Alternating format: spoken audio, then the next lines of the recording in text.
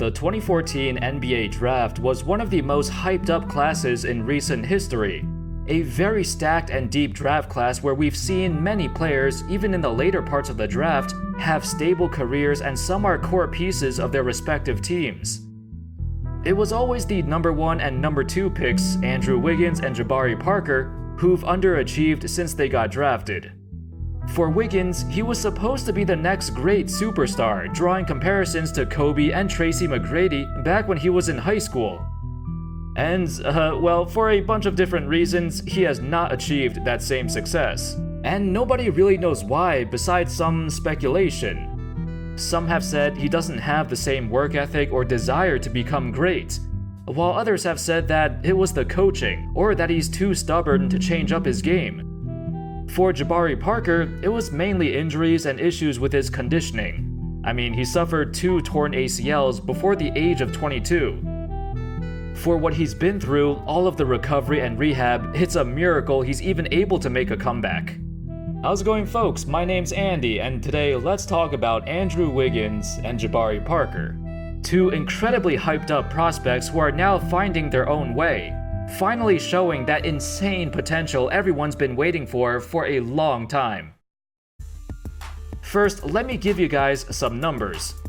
So far in the 2019-20 season, as of this video, Andrew Wiggins is averaging a career high in points, a career high in field goal percentage, the most rebounds, the most assists, and the lowest turnover percentage of his career at about 7%. That's incredible for a guy averaging over 25 points a game. He's also converting on 70% of his shots at the rim, which is even higher than LeBron James this year. Wiggins' resurgence has been quite a pleasant surprise.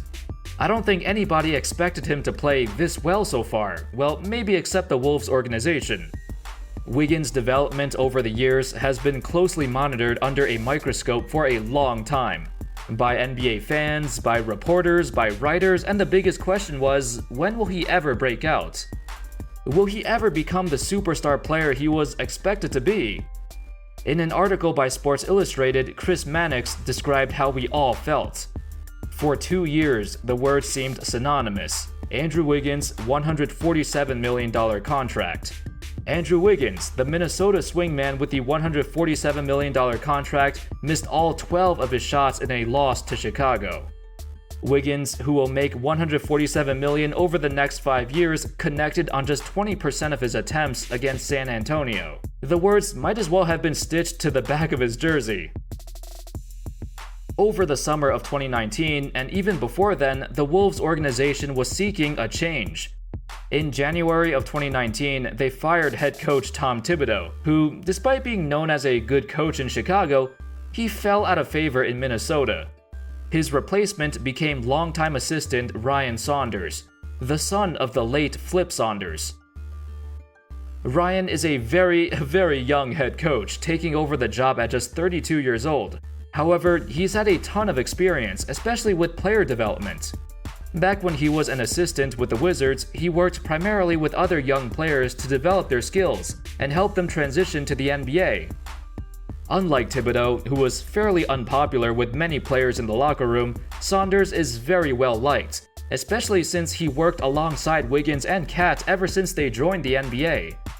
According to the same article, it said Saunders and Wiggins have been together since Wiggins was a rookie, and Saunders was a young assistant on his father, Flip's staff. Saunders was assigned to Wiggins. The two, along with Zach LaVine, worked out daily. They spent hours together in the film room, ate meals on the road, a friendship was forged. Before Flip passed away in 2015, Wiggins would make appearances at family dinners. When Saunders married in 2017, Wiggins was there. When Saunders found out he was expecting a child with his girlfriend, former Notre Dame basketball player Michael Johnson, he told Saunders. When Saunders learned his wife was expecting, he told Wiggins. When asked about Saunders being their new coach, Wiggins said, "I went through a lot earlier in my career and everything. He was there to listen to me and help me out, to give me advice. So he got my trust and respect early."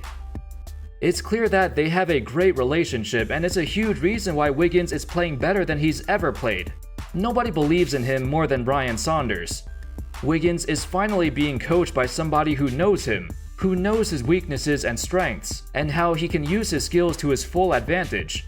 Of course, a lot of it was due to his own hard work as well. Over the summer, Wiggins spent more time working out in Minnesota than any of the previous summers. He worked relentlessly on his shooting, especially his three-point shot. Now in the season, he's taking more threes than ever before, and he's hitting them at a solid percentage. Additionally, his mid-range game, which he's always been known for, is slowly disappearing, and that's good news. Now, he's only taking about 20% of his shots between 10 feet and the three-point line. In previous seasons, he's taken around 30 to 40% of his shots from that distance, so it's a pretty big difference. Wiggins is just 24 years young, and despite most of the world giving up on him, he has not given up on himself. And now, he's having the best season of his career.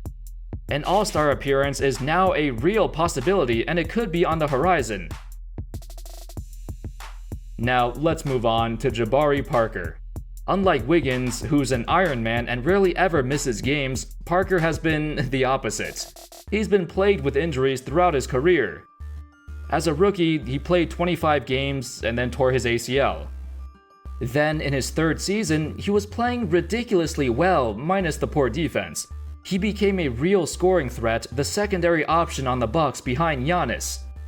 Now that he successfully recovered, him and Giannis were deemed as the future of the Bucks franchise. But then, 50 games into that season, Jabari tore his ACL, again, on the same knee. This time, the recovery took a bit longer as more precautionary measures were put into place.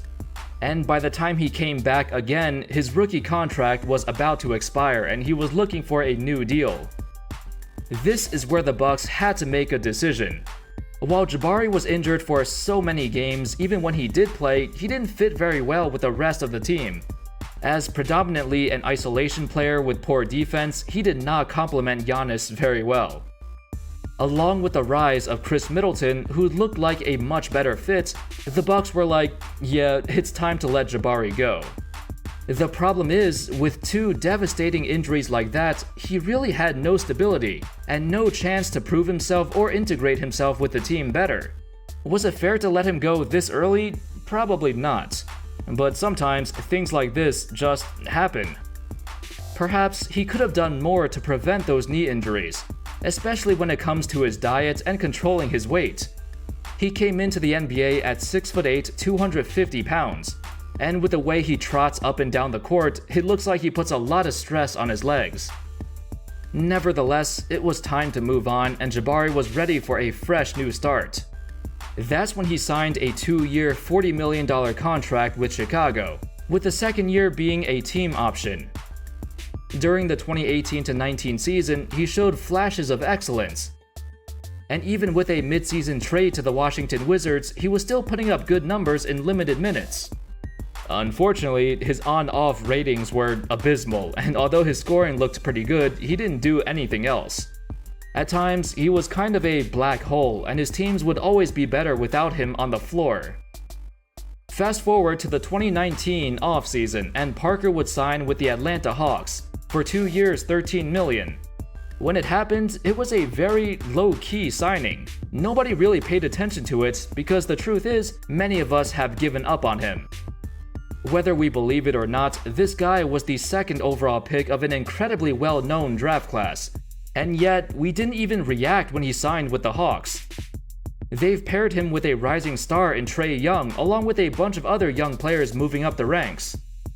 Honestly, I haven't made a video about Jabari in a long time either, and I also thought his career would be over after his second torn ACL. But now, here he is, on the Atlanta Hawks, averaging fewer than 30 minutes a game, but also 17 to 18 points a game on the best shooting efficiency of his entire career. He's the second leading scorer on the Hawks, and while the team has not been amazing, individually, Parker has been impressive. As for his playstyle, he doesn't look that different compared to his days back in Milwaukee. But he is doing everything a bit better. He's increased his shooting percentage from basically every area of the floor, except for his threes, but I think it'll get better as the season goes along. Offense has never been the issue with Parker, as he's still one of the more versatile offensive threats in the league. As a 6'8" power forward, and after 2 torn ACLs, he still surprisingly kept most of his athleticism, and he's still a matchup nightmare. Defensively though, he's not good. In fact, the defensive rating of every 5-man lineup that includes Parker is absolutely terrible. In their most played lineups with him, the Hawks' defensive rating would be like 130. That means on average, they'd give up 130 points for every 100 possessions. That would be ranked last in the entire league by far. But the Hawks' defense is very poor to begin with, and it's not only Jabari making them look bad. The rest of the roster isn't much better, with a few exceptions. We've yet to see Jabari play at his full potential or what his ceiling actually is. But being healthy is a great start, and he's finally able to play again, without all of the insurmountable expectations on his shoulders. Anyway, that's all folks, that sums up the story of Andrew Wiggins and Jabari Parker. Two players who many fans gave up on years ago, but now they're back at it, proving their doubters wrong. Let me know your thoughts on these two players. Do you think Wiggins will be an all-star this year? I think he will. With the way he's playing, he has a great chance. And where do you think Parker's career is gonna go from here? Let me know in the comments. Thank you all so much for watching. I hope you enjoyed the video, and as always, I'll see you next time. Peace.